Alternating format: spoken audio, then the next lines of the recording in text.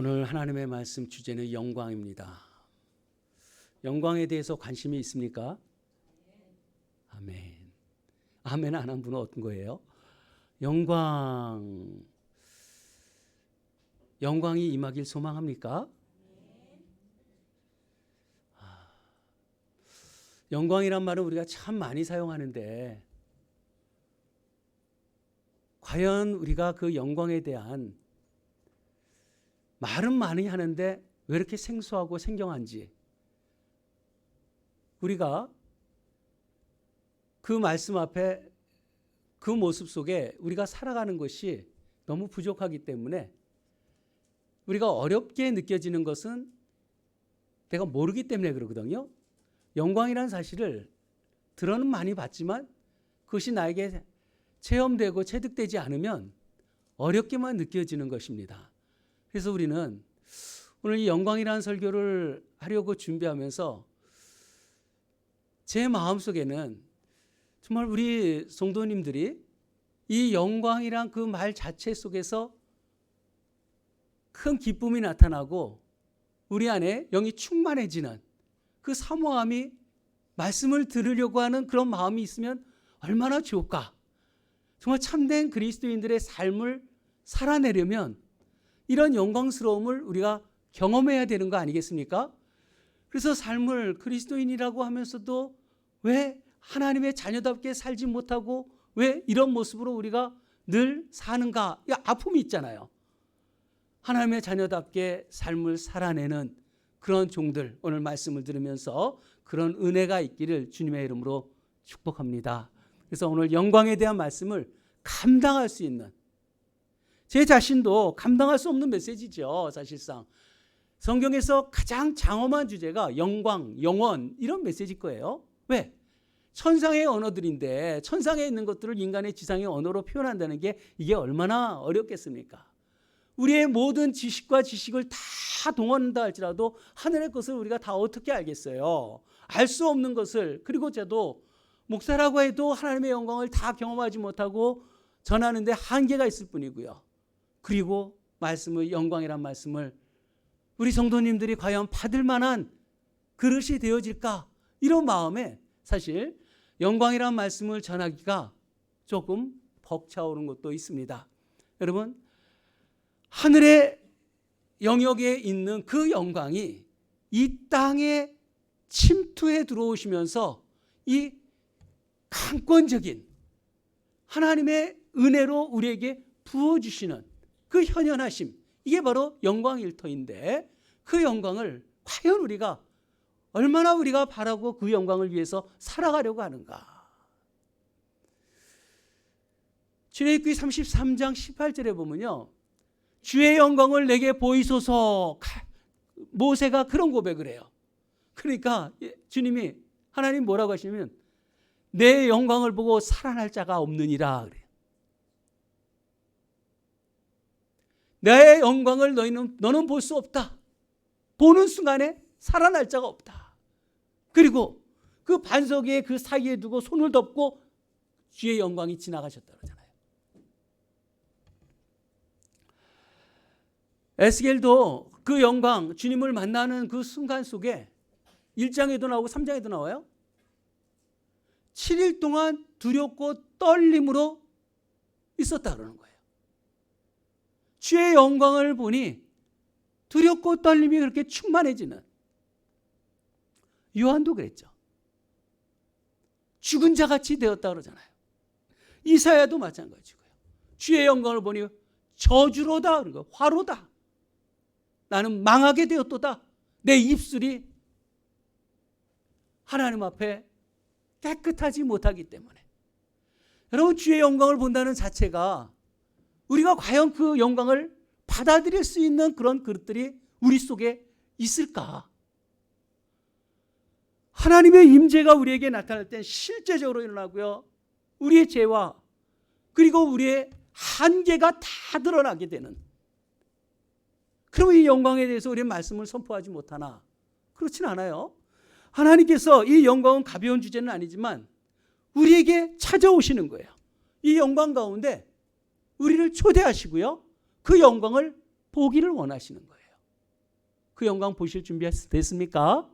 하나님의 영광에 우리가 참여해야 되는 거예요. 그래서 저도 회개하며 두려워하는 마음으로 말씀을 준비하는 거죠. 하나님의 영광을 느끼지 못하고 그리스도인이 될 수 있을까? 여러분, 하나님의 영광을 얼마나 느껴봤습니까? 자신들이 잘 모를 수도 있어요. 그 영광을 얼마나 체험하면서 하나님 앞에 서봤는가? 우리가 선지자들이 모세가 봤던 그런 영광스러움을 우리가 체험하지 못할지라도 복음을 통해서 우리에게 계시된 하나님의 말씀이 우리 내면에 분명히 주의 영광으로 비춰주신다는 거예요. 그 빛이 우리에게 없다면 참 그리스도인이라고 말할 수 없을 것입니다. 왜냐하면요, 고린도 후서 4장 한번 보십시오. 6절에 한번 보세요. 우리 함께 봉독할까요? 어두운 데에 빛이 비치라 말씀하시던 그 하나님께서 예수 그리스도의 얼굴에 있는 하나님의 영광을 아는 빛을 우리 마음에 비추셨느니라. 우리가 이 보배를 질그릇에 가졌으니, 아멘. 여기까지요. 네, 하나님의 영광을 아는 빛을 우리 마음에 비추셨대요. 하나님의 영광을 아는 빛이 우리에게 비춰주었다. 이 질그릇 속에 보배로 우리에게 하나님을 아는 빛이 임했다는 거예요. 비춰졌습니까? 우리 마음속에 하나님을 아는, 하나님의 영광을 아는 빛이 우리 안에 있어요.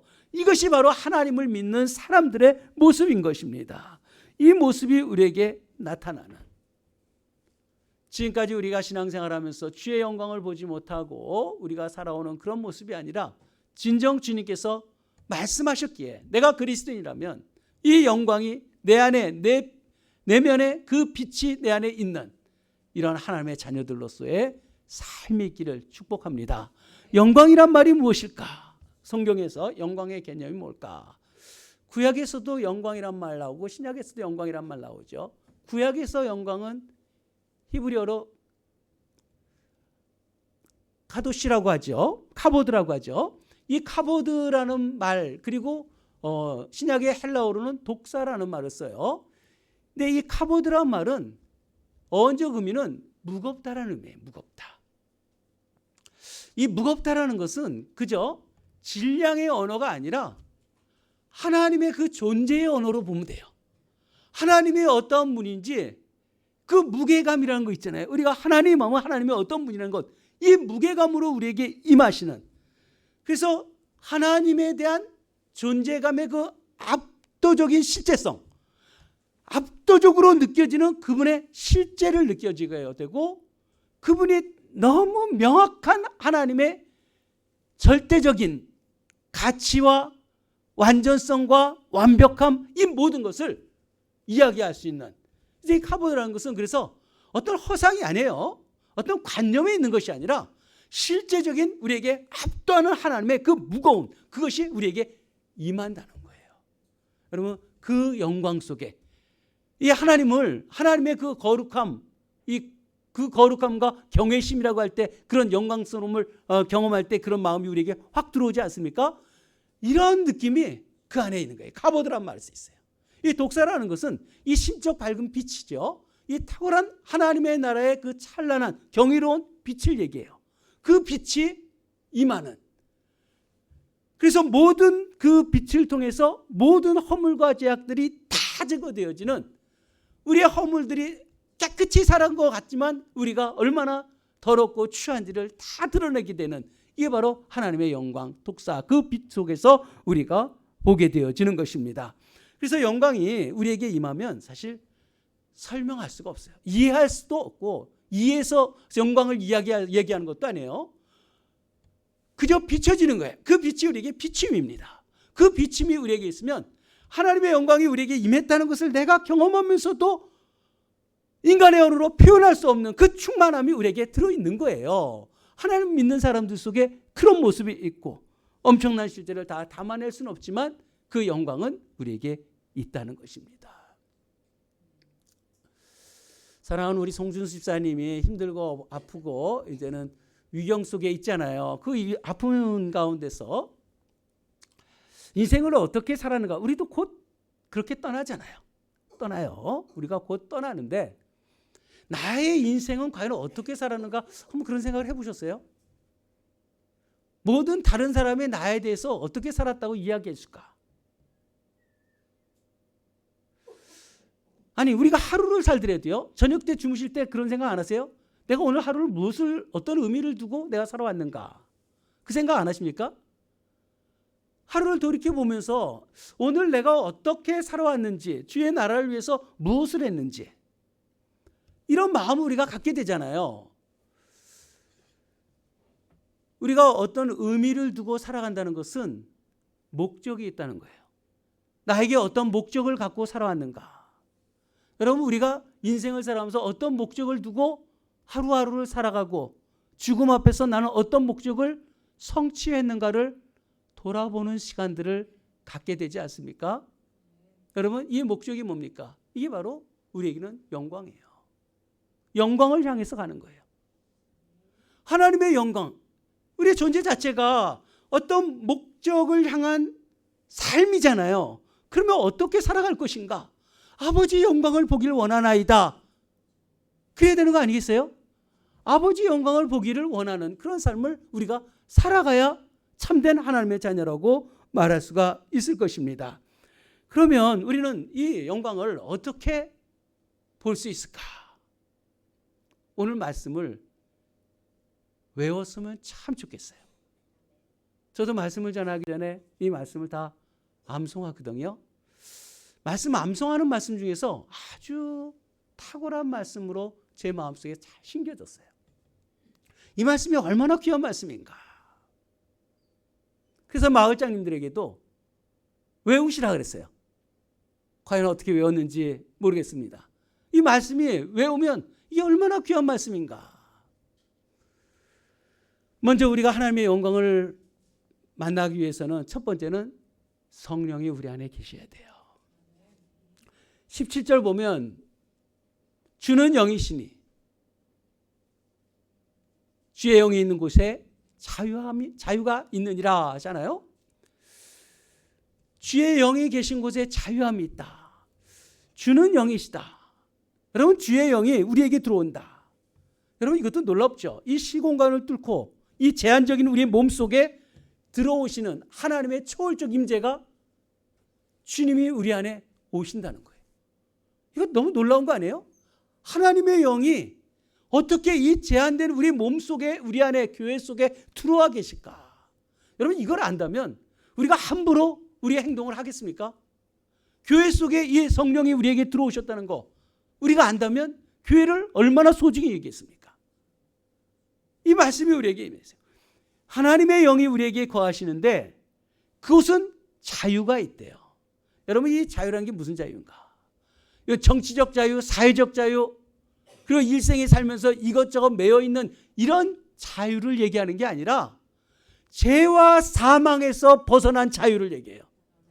여러분 죄와 사망에서 해방됐다는 것은 우리가 하나님을 향해서 살아갈 수 있는 자유예요. 하나님의 영광을 볼 수 있는 자유. 우리가 덕지덕지 이것저것 이 세상에 살면서 많은 것에 얽매여 있잖아요. 왜 얽매입니까? 그것이 뭔지도 모르고 내가 그것을 사랑하는 거거든요. 하나님을 사랑해야 하는데 다른 것을 사랑하고 내 자신을 자기 의의를 가지고 살아가고 이런 모습도 있어서 하나님의 영광을 보지 못하잖아요. 그런데 하나님의 영이 우리에게 임하는 순간에 우리는 한순간에 그런 모든 사슬이 끊어지고 하나님의 영광을 볼 수 있는 자유가 생긴다는 거예요. 진정한 하나님의 자녀가 되는 거죠. 하나님의 영이 거하지 않으면 그리스도인이 아니라 그러잖아요. 성령이 우리 안에 들어오고 계시는 거예요. 성령이 우리에게 들어와 계신 다음에 이제 18절에서 우리가 다 수건을 벗은 얼굴로 거울을 보는 것 같아요. 여러분 수건을 벗은 얼굴이란 게 뭘까요?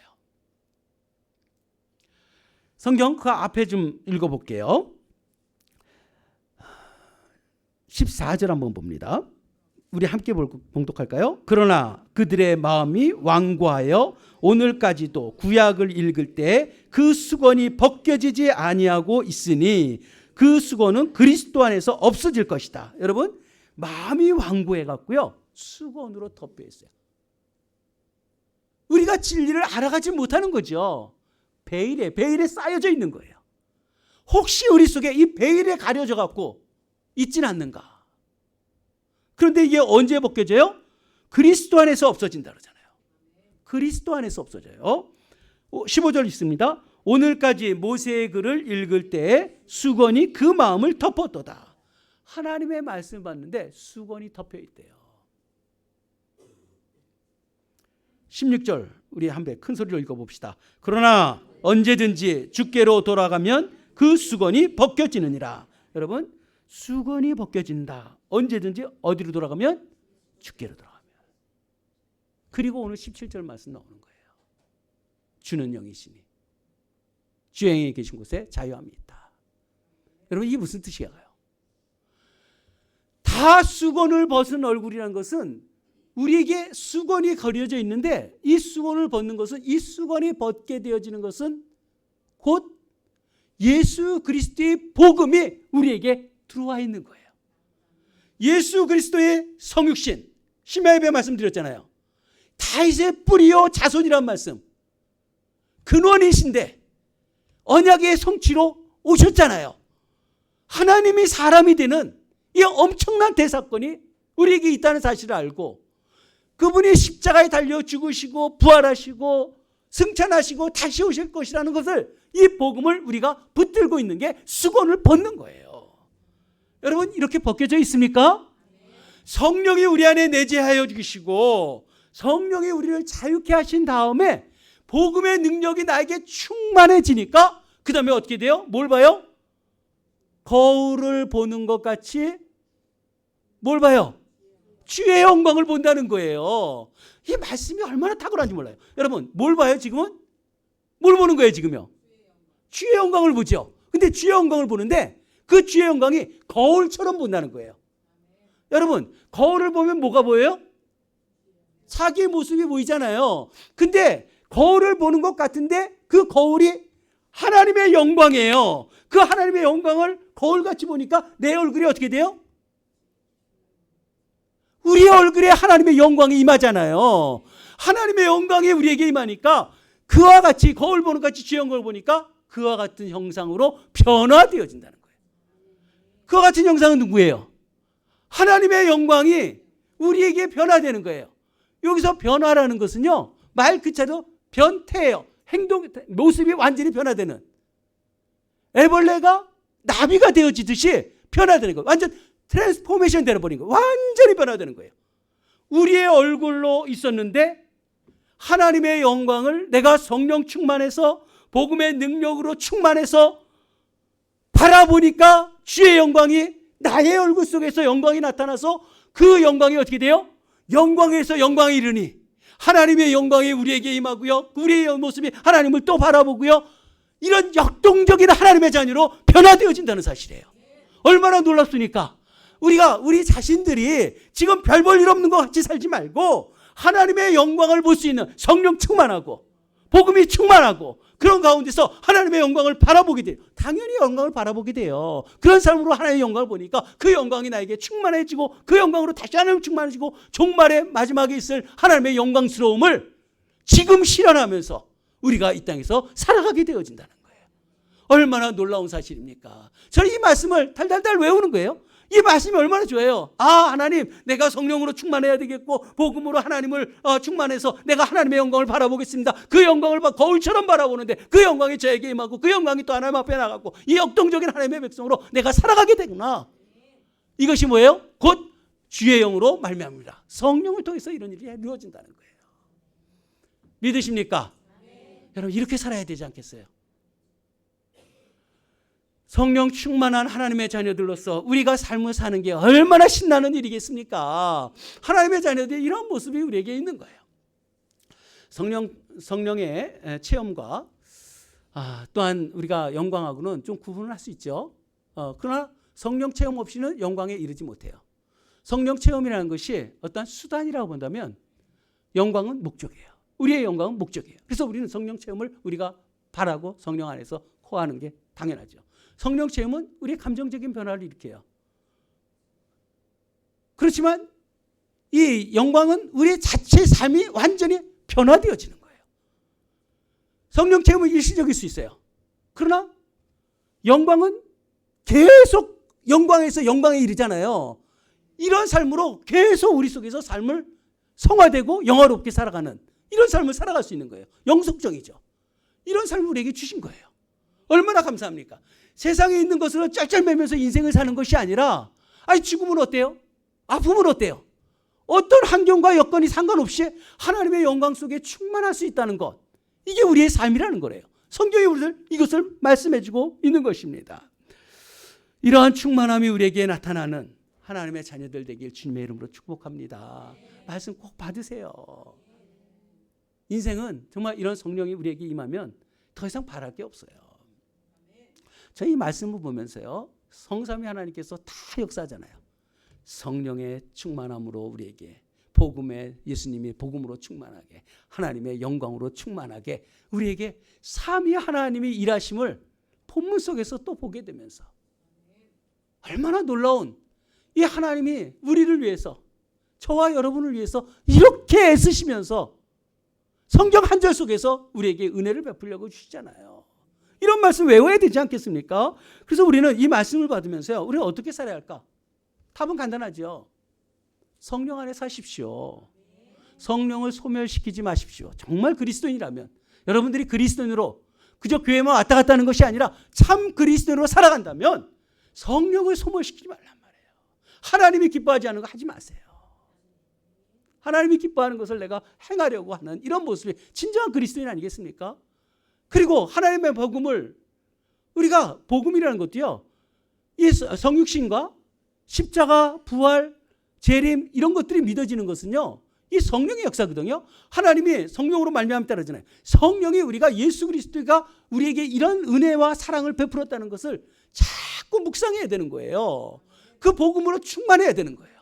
세상 다른 것이 아니라 그 복음으로 충만해지고, 이게 하나님의 말씀 앞에 늘 살아가는 태도죠. 항상 기도하고 깨어있어서 말씀 보고요, 예배드리고, 이런 모습이 우리에게 나타나야 되는 거죠. 그리고 하나님의 영광을 사모하고 그 영광을 바라보고 기뻐하고, 이런 삶이 우리 속에 있다면 이 세상에 다른 것으로 기뻐할 것이 어디 있겠어요? 여러분, 비교할 수 있겠습니까? 세상 것에 온통 물려져 있는 이런 모습 속에서 하나님의 영광스러움을 내가 발견할 수 있잖아요. 이런 삶을 사는 거예요. 이 교회사 속에 이런 사람들이 얼마나 많은지 몰라요. 아우구스티누스는 자기의 내면에 빛이 임했다라잖아요. 하나님의 영광의 빛이 내 안에 비치어서 자기의 어둠이 다 가셨다는 거예요. 그렇게도 그 잘못된 그런 삶을 그렇게 살아왔지만 어느 순간에 성령께서 나에게 들어오시고 그것이 빛이 임하니까, 그 아우구스티누스는 항상 하는 말이 뭐냐면 삼위 하나님의 아름다움에 대해서 얘기를 많이 해요. 하나님의 영광을 체험하고 항상 아름다움, 이 풀크롬이라는 말, 하나님의 그 아름다움이 그에게는 글마다 계속 써 있어요. 하나님이 너무 아름답다. 하나님의 빛을 보고 너무 아름답다는 거예요. 역사 속에서 가장 뛰어난 인물을 우리가 이 신학적으로요, 하나님을 아는 그런 지식적으로 이 어거스틴을 얘기하고, 그리고 조나단 에드워즈를 얘기해요. 근데 조나단 에드워즈도 하나님의 영광을 체험했을 때 어떤 체험을 했냐면, 하나님이 너무 달콤하다는 거예요. 그런 달콤함으로 표현해요. 하나님의 아름다움뿐만이 아니라 그 달콤함이 너무 강해서, 그리고 그는 항상 쓰는 게 놀라운 은혜라는 말을 써요. 놀라운 은혜라는 거예요. 하나님의 영광 가운데 체험되니까 너무 놀라운 은혜가 그 안에 항상 있는 거예요. 그 안에 넘치는 그런 은혜들이 있는, 여러분, 우리는 뭐가 있어요? 이 프란시스 같은 경우는요, 십자가를 바라보면서 기도하다가 그 영광 중에 오상이 생겼다 그러잖아요. 이 스티그마, 여기 하나 발 하나 둘 옆구리에 하나님 앞에 기도하면서 오상을 경험하고 그 영광 속에서 하나님 앞에 나가는 사무엘 리더보스 같은 사람은요, 밤중에 기도하다가 갑자기 빛이 임해갖고요, 그 빛이 자기를 미치도록 아름다운 빛이었대요. 내가 미칠 만큼 아름다운 빛이 그 안에 가득 채웠다는 거예요. 하나님의 빛이 너무 그렇게 그 안에 있는 공기보다 더 실제적으로 임하신 하나님. 여러분, 우리의 공기보다 더 충만하게 임한 하나님의 임재를 체험했다는 거예요. 그러면서 그때 하나님과 대화했던 그 모든 것을 적어놓고 자기 주머니에다가 뒤에다 꼬매놓고 평생을 살았다 그러잖아요. 여러분, 그렇게 영광을 보는 거예요. 브레이너드는 어땠습니까? 그가 숲속에 나갈 때마다 그 병약한 몸으로 숲속에 나갈 때마다 자기를 온통 태워버리는 주의 영광 가운데서 내가 하나님 앞에 찬양했다. 그런 고백을 하잖아요. 여러분, 이게 믿음의 사람들의 모습이에요. 그런 사람들이 그 시대마다 하나님 앞에 쓰임 받았잖아요. 여러분, 다른 사람들은 그 영광을 보는데 우리 영광 안 봐야 되겠습니까? 다른 곳은 부흥이 있는데 하나님 이곳에도 부흥이 있어야 되지 않겠습니까? 아버지, 누구는 영광을 보는데 저에게도 그 영광을 보여주시옵소서. 그 영광 보고 싶지 않습니까? 우리가 신앙생활 한다면 진정으로 하나님 앞에 이런 강구들이 우리에게 있어야 되지 않겠어요? 성경의 찬송에 얼마나 영광송이 많이 있습니까? 찬양이 얼마나 많아요. 복음송에도요. 그들은 그 영광을 경험하면서 그런 그 찬양을 하지 않습니까? 우리는 영광송 어떻게 찬양합니까? 찬양할 만한 자격이 될까요? 정녕 우리 속에서 하나님의 영광스러움을 우리가 체험하면서 인생을 살아가는 좀 고급진 그리스도인들이 되기를 주님의 이름으로 축복합니다. 이 세상에 많은 교회들이 있어도 우리 교회는, 좀 우리 성도님들은 하나님의 말씀에 붙들려서 하나님 앞에 그러한 삶을 살아가는 이런 의지적인 순종들. 예레미야 말씀 새벽마다 보는데 들으라니까 완악해서 안 듣고요, 순종하라니까 순종하지 아니하고, 행하라니까 행하지 아니하고, 하지 말라는 건 다 행하고. 참 예레미야가 선포하는 것도 힘들고 하나님도 그 마음이 얼마나 힘드실까. 오늘은 그 생각이 나더라고요.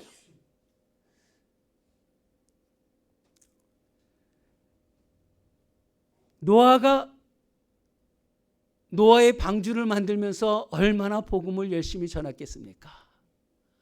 아니, 그런 뛰어난 당대의 의인 노아가 전하는데 어떻게 단 한 사람도 안 탈까? 아니, 어찌 그럴 수 있을까? 참 패역한 세대다. 영광을 보자 이게 그리스도인인데 영광을 사모하는 종들이 되길 바랍니다. 다른 거 없잖아요. 성령을 사모하고 성령이 나에게 소멸되지 아니하도록 하나님의 말씀 앞에 충만하고 예수로 충만하고 주의 영광을 사모하는, 하나님의 말씀대로 살기를 결심하고 주님 앞에 사는 이러한 하나님의 자녀들이 되기를 주님의 이름으로 축복합니다. 우리 함께 기도합시다.